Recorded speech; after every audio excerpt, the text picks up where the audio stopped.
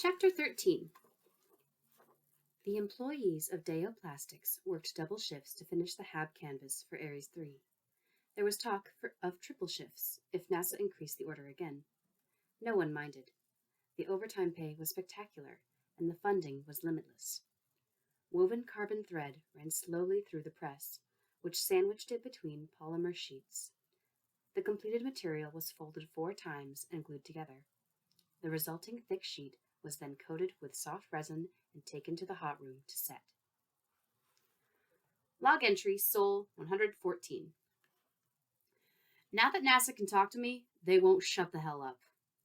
They want constant updates on every HAB system, and they've got a room full of people trying to micromanage my crops. It's awesome to have a bunch of jerks on Earth telling me, a botanist, how to grow plants. I mostly ignore them. I don't want to come off as arrogant here, but I'm the best botanist on the planet. One big bonus: email! Just like the days back on Hermes, I get data dumps. Of course, they relay email from friends and family, but NASA also sends along choice messages from the public. I've gotten emails from rock stars, athletes, actors and actresses, and even the president. One of them was from my alma mater, the University of Chicago. They say once you grow crops somewhere, you've officially colonized it. So technically, I colonized Mars. In your face, Neil Armstrong. But my favorite email was the one from my mother. It's exactly what you'd expect. Thank God you're alive. Stay strong. Don't die. Your father says hello, etc. I read it 50 times in a row. Hey, don't get me wrong. I'm not a mama's boy or anything. I'm a full-grown man who only occasionally wears diapers. You have to in EVA suit.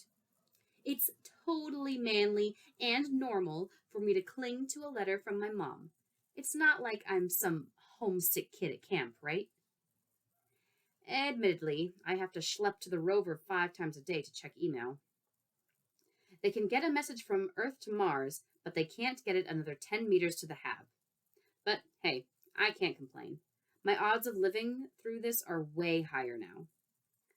Last I heard, they'd solved the weight problem on Ares 4's MDV. Once it lands here, they'll ditch the heat shield, all the life support stuff, and a bunch of empty fuel tanks. Then they can take the 7 of us, Ares 4's crew plus me, all the way to Schiaparelli. They're already working on my duties for the surface ops. How cool is that? In other news, I'm learning Morse code. Why? Because it's our backup communications system. NASA figured a decades-old probe isn't ideal as a sole means of communication. If Pathfinder craps out, I'll spell messages with rocks, which NASA will see with satellites. They can't reply, but at least we'd have one-way communication. Why Morse code? Because making dots and dashes with rocks is a lot easier than making letters. It's a crappy way to communicate. Hopefully it won't come up. All chemical reactions complete, the sheet was sterilized and moved to a clean room. There, a worker cut a strip off the edge, divided it into squares, and put each through a series of rigorous tests. Having passed inspection, the sheet was then cut to shape. The edges were folded over, sewn, and resealed with resin. A man with a clipboard made final inspections, independently verifying the measurements, then approved it for use. Log entry Sol 115. The meddling botanists have grudgingly admitted I did a good job. They agree I'll have enough food to last till Sol 900. Bearing that in mind, NASA has fleshed out the mission details of the supply probe. At first, they were working on a desperate plan to get a probe here before Sol 400. But I bought another 500 sols of life with my potato farm, so they'll have more time to work on it. They'll launch next year during the Hohmann transfer window, and it'll take almost 9 months to get here. It should arrive around Sol 856. I'll have plenty of food, a spare oxygenator, water reclaimer, and comm system. 3 comm systems, actually. I guess they aren't taking any chances, what with my habit of being nearby when radios break. Got my first emails from Hermes today. NASA's been limiting direct contact. I guess they're afraid I'll say something like, "You abandoned me on Mars, you jackasses!" I know the crew was surprised to hear from the ghost of Mars missions past, but come on! I wish NASA was less of a nanny sometimes. Anyway, they finally let one email through from the commander. Botany, obviously, we're very happy to hear you survived. As the person responsible for your situation, I wish there was more I could do to directly help. But it looks like NASA has a good rescue plan. I'm sure you'll continue to show incredible resourcefulness and get through this. Looking forward to buying you a beer back on Earth. Lewis. My reply. Commander, pure bad luck is responsible for my situation, not you. You made the right call and saved everyone else. I know it must have been a tough decision, but any analysis of that day will show it was the right one.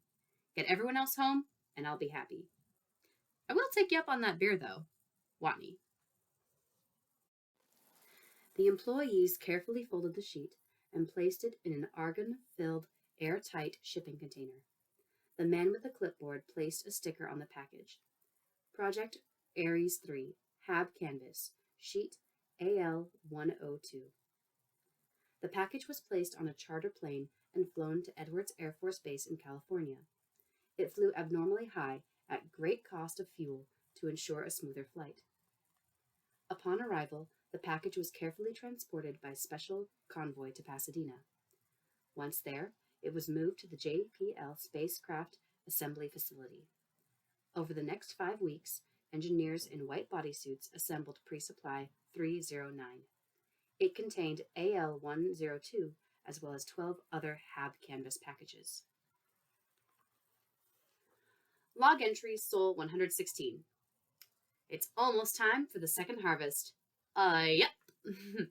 I wish I had a straw hat and some suspenders. My reseed of the potatoes went well. I'm beginning to see that crops on Mars are extremely prolific thanks to the billions of dollars worth of life support equipment around me. I now have 400 healthy potato plants, each one making lots of calorie-filled taters for my dining enjoyment. In just 10 days, they'll be ripe. And this time, I'm not replanting them as seed. This is my food supply. All natural, organic, Martian-grown potatoes. Don't hear that every day, do you? You may be wondering how I'll store them. I can't just pile them up. Most of them would go bad before I got around to eating them. So instead, I'll do something that wouldn't work at all on Earth. Throw them outside. Most of the water will be sucked out by the near vacuum. What's left will freeze solid. Any bacteria planning to rot my taters will die screaming. In other news, I got an email from Venkat Kapoor. Mark, some answers to your earlier questions. No, we will not tell our botany team to screw off. I understand you've been on your own for a long time, but we're in the loop now, and it's best if you listen to what we have to say. The Cubs finished the season at the bottom of the NL Central. The data transfer rate just isn't good enough for the size of music files, even in compressed formats. So your request for anything, oh god, anything but disco is denied. Enjoy your boogie fever. Also, an uncomfortable side note. NASA is putting together a committee. They want to see if there were any avoidable mistakes that led to you being stranded. Just a heads up. They may have questions for you later on. Keep us posted on your activities. Kapoor. My reply. Venkat, tell the investigation committee they'll have to do their witch hunt without me. And when they inevitably blame Commander Lewis, be advised I'll publicly refute it. I'm sure the rest of the crew will do the same. Also, please tell them that each and every one of their mothers is a prostitute. Watney. P.S. They're sisters, too.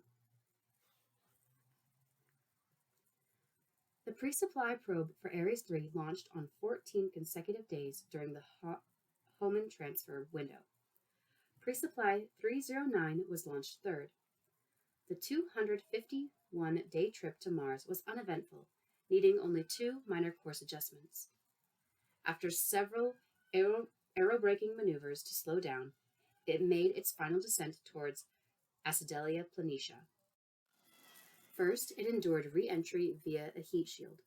Later, it released a parachute and detached the now expended shield. Once its onboard radar detected it was 30 meters from the ground, it cut loose the parachute and inflated balloons all around its hull. It fell unceremoniously to the surface, bouncing and rolling until it finally came to rest. Deflating its balloons, the onboard computer reported the successful landing back to Earth. Then it waited 23 months. Log entry Sol 117. The water reclaimer is acting up. 6 people will go through 18 liters of water per day, so it's made to process 20. But lately it hasn't been keeping up. It's doing 10 tops. Do I generate 10 liters of water per day? No, I'm not the urinating champion of all time. It's the crops. The humidity inside the hab is a lot higher than it was designed for, so the water reclaimer is constantly filtering it out of the air. I'm not worried about it. If need be, I can pee directly onto the plants. The plants will take their share of water and the rest will condense on the walls. I could make something to collect the condensation, I'm sure. The thing is, the water can't go anywhere. It's a closed system. Okay, technically, I'm lying. The plants aren't entirely water neutral. They strip the hydrogen from some of it, releasing the oxygen, and use it to make the complex hydrocarbons that are the plant itself. But it's a very small loss, and I made like 600 liters of water from MDV fuel. I could take baths and still have plenty left over. NASA, however, is absolutely beside itself. They see the water reclaimer as a critical survival element. There's no backup, and they think I'll die instantly without it. To them, equipment failure is terrifying. To me, it's Tuesday. So, instead of preparing for my harvest, I have to make extra trips to and from the rover to answer their questions. Each new message instructs me to try some new solution and report the results back. So far, as we've worked out, it's not the electronics, refrigeration system, instrumentation, or temperature. I'm sure it'll turn out to be a little hole somewhere. Then NASA will have 4 hours of meetings before telling me to cover it with duct tape. Lewis and Beck opened Pre-Supply 309.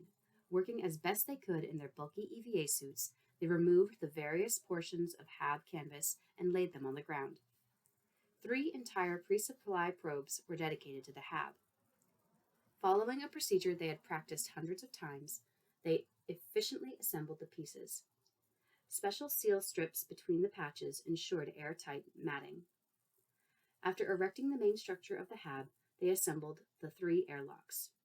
Sheet AL-102 had a hole perfectly sized for airlock 1. Beck stretched the sheet tight to the seal strips on the airlock's exterior. Once all airlocks were placed, Lewis flooded the HAB with air, and AL-102 felt pressure for the first time. Lewis and Beck waited an hour. No pressure was lost. The setup had been perfect. Log entry Sol 118. My conversation with NASA about the water reclaimer was boring and riddled with technical details. So I'll paraphrase it for you. Me. This is obviously a clog. How about I take it apart and check the internal tubing? NASA, after 5 hours of deliberation. No, you'll screw it up and die. So I took it apart. Yeah, I know. NASA has a lot of ultra smart people, and I should really do what they say. And I'm being too adversarial, considering they spend all day working on how to save my life. I just get sick of being told how to wipe my ass. Independence was one of the qualities they looked for when choosing Ares astronauts. It's a 13-month mission, most of it spent many light minutes away from Earth. They wanted people who would act on their own initiative. If Commander Lewis were here, I'd do whatever she said, no problem. But a committee of faceless bureaucrats back on Earth? Sorry, I'm just having a tough time with it. I was really careful. I labeled every piece as I dismantled it and laid everything out on a table. I have the schematics in the computer, so nothing was a surprise. And just as I'd suspected, there was a clogged tube. The water reclaimer was designed to purify urine and strain humidity out of the air. You exhale almost as much water as you urinate. I've mixed my water with soil, making it mineral water. The minerals built up in the water reclaimer. I cleaned out the tubing and put it all back together. It completely solved the problem. I'll have to do it again someday, but not for 100 sols or so. No big deal. I told NASA what I did. Our paraphrased conversation was me. I took it apart, found the problem, and fixed it. NASA. Jerk.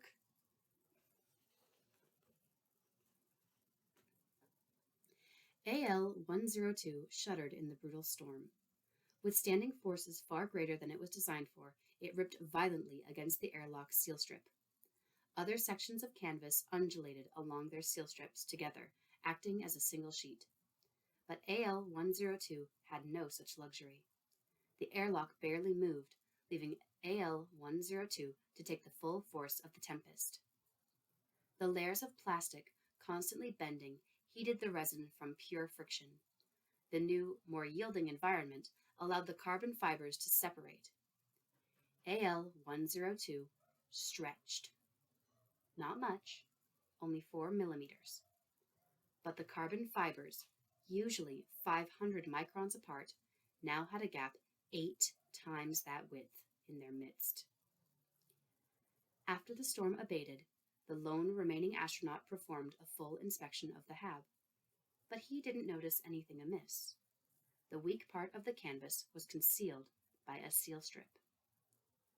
Designed for a mission of 31 sols, AL-102 continued well past its planned expiration. Sol after sol went by, with the lone astronaut traveling in and out of the hab almost daily. Airlock 1 was closest to the rover charging station, so the astronaut preferred it to the other two. When pressurized, the airlock expanded slightly. When depressurized, it shrunk. Every time the astronaut used the airlock, the strain on AL-102 relaxed, then tightened anew. Pulling, stressing, weakening, stretching. Log entry Sol 119. I woke up last night to the hab shaking. The medium-grade sandstorm ended as suddenly as it began. It was only a Category 3 storm with 50-kilometer-per-hour winds. Nothing to worry about. Still, it's a bit disconcerting to hear howling winds when you're used to utter silence. I'm worried about Pathfinder. If the sandstorm damaged it, I'll have lost my connection to NASA. Logically, I shouldn't worry. The thing's been on the surface for decades. A little gale won't do any harm. When I head outside, I'll confirm Pathfinder's still functional before moving on to the sweaty, annoying work of the day. Yes, with each sandstorm comes the inevitable cleaning of the solar cells, a time-honored tradition among hardy Martians such as myself. It reminds me of growing up in Chicago and having to shovel snow. I'll give my dad credit. He never claimed it was to build character or teach me the value of hard work. Snowblowers are expensive, he used to say. You're free. Once I tried to appeal to my mom. Don't be such a wuss, she suggested. In other news, it's 7 sols till the harvest, and I still haven't prepared. For starters, I need to make a hoe. Also, I need to make an outdoor shed for the potatoes. I can't just pile them up outside. The next major storm would cause the Great Martian Potato Migration. Anyway, all that will have to wait. I've got a full day today. After cleaning the solar cells, I have to check the whole solar array. 2, make sure the storm didn't hurt it. Then I'll need to do the same for the rover. I better get started.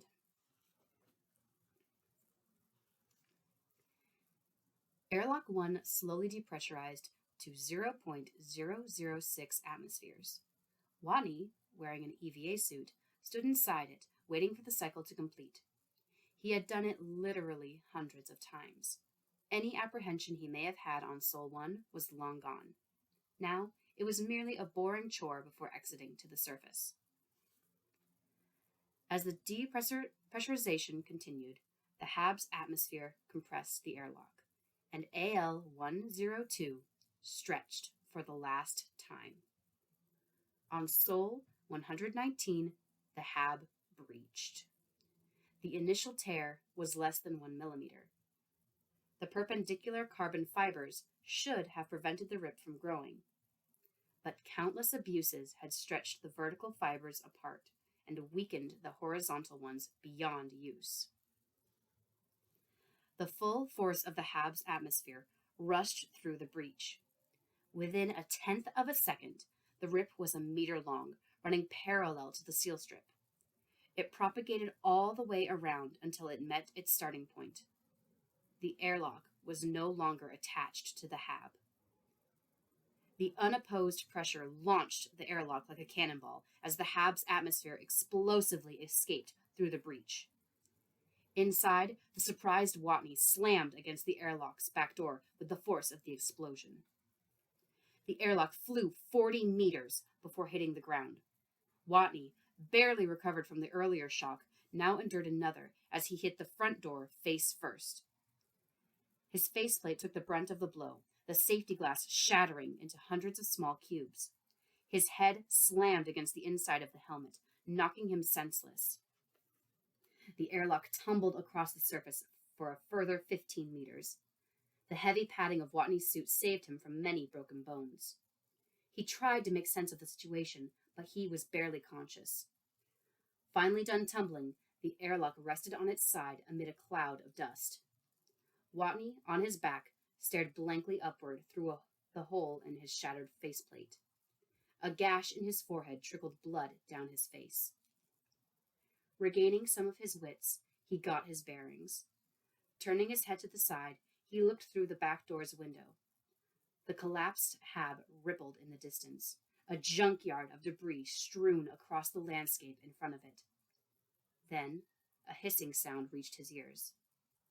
Listening carefully, he realized it was not coming from his suit. Somewhere in the phone booth-sized airlock, a small breach was letting air escape. He listened intently to the hiss. Then he touched his broken faceplate. Then he looked out the window again. "You kidding me?" he said.